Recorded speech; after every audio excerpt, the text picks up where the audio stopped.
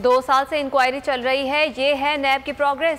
Final reference क्यों दायर नहीं किया जा सका? जो भी दस्तयाब दस्तावेजात हैं उन पर ही केस चलाएंगे। सिंध हाई कोर्ट ने खुर्शीद शाह की जमानत से मुतालिक केस मुलतवी करने की नैब प्रोसिक्यूटर की इस्तदा मुस्तरद कर दी। अदालत ने दरख्वास्त जमानत पर फैसला महफूज कर लिया।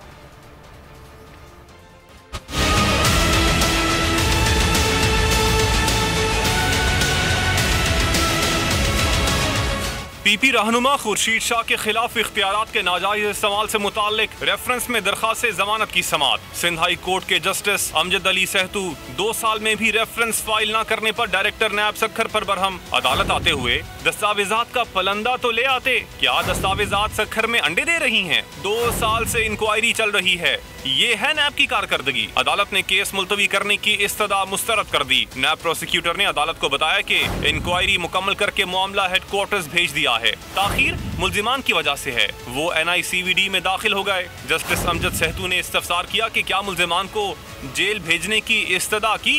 जब दूसरे जेल में हैं तो ये अस्पताल में क्यों पड़े हैं? सुप्रीम कोर्ट से 2 हफ्ते की मोहलत ली, महीने गुजर गए। सवाल सिर्फ इतना है कि फाइनल रेफरेंस कहाँ है?